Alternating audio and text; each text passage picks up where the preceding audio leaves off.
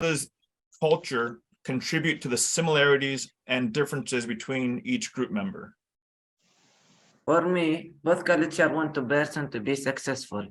However, there is a difference in several factors, the most prominent of which are relegation customs and the tradition of each family. Um, I see that both cultures want a person to be successful, but the difference is in the conditions and capability that the country or culture offers in which the person lives. Most notably, the economic conditions of the country. Achieving success depends on by 75% on the economic factor and the ability of the country to prove the requirements for success for the person. And for me, all cultures want someone to be successful, but there are a few simple differences. Hi, I'm Devin, and I'd like to talk about the similarities and differences I found and my group found between American culture and their definition of success and Jordanian culture and their definition of success. So a similarity that I think all of us really found is that the two dreams, I guess you would put it, ideal dreams and lifestyles of both cultures are similar in the sense that there's an emphasis and an importance of materialistic culture. So you want to have, like, you would want to have money, you would want to have possessions, and you would want to have a way to demonstrate and show that when you're out in public, when you're by yourself, when you're around your family, friends, strangers.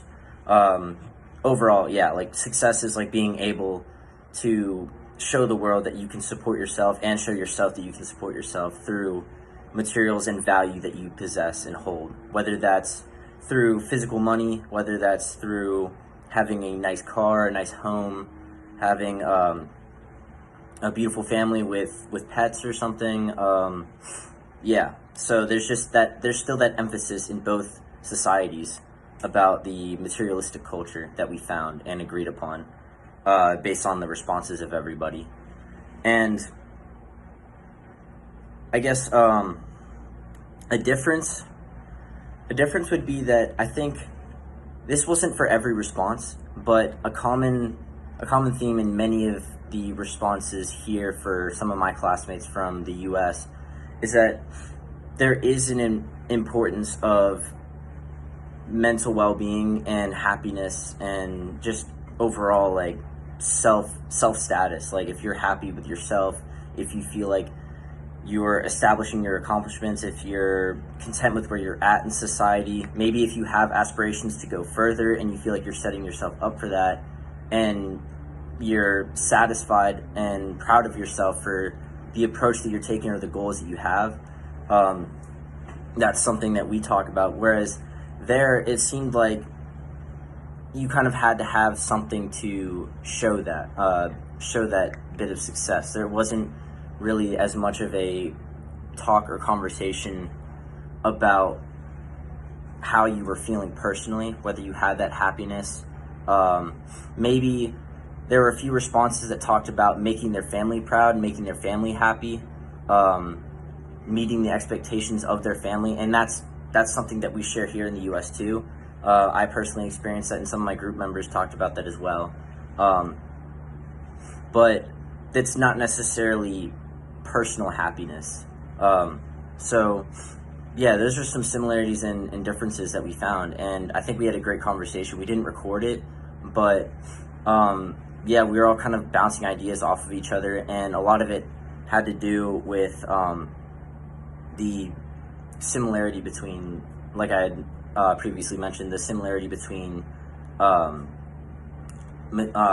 like materials and financials to demonstrate success and present that, and then also the difference between happiness and mental well-being that maybe people here in the US are more aware of, or it's just more part of our conversation, part of our culture that we discuss.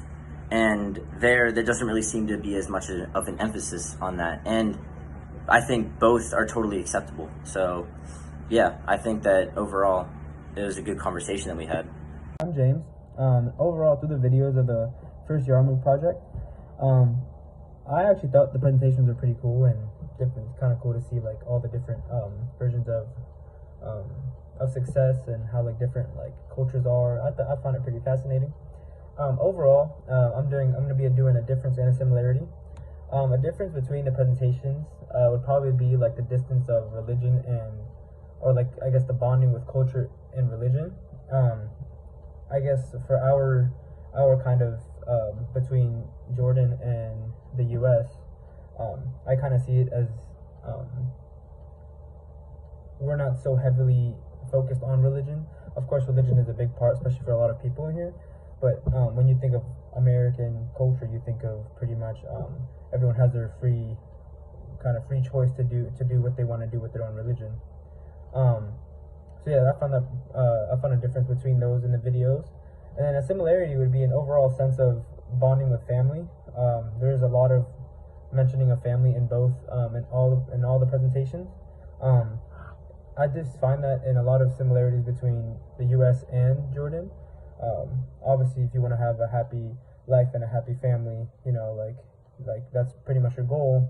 Usually, you hear the saying, "If you want a happy life, you have to have a happy wife or a happy kid." You know, that's what you hear a lot. So I found that pretty fascinating too. And another, our overall perspective, I saw that our groups decided or agreed that each culture, like our perspectives against each culture, had distinct versions of success. What I've noticed is that Jordan has more family or religion-based version of success, while we are more individualistic, more trying to see if our careers are successful, if we're happy in our careers. But yeah, we're not really too heavy, like I mentioned before, in religion. Yeah, and then also a question that I thought of would be, is religion a driving factor between distinguishing different cultures?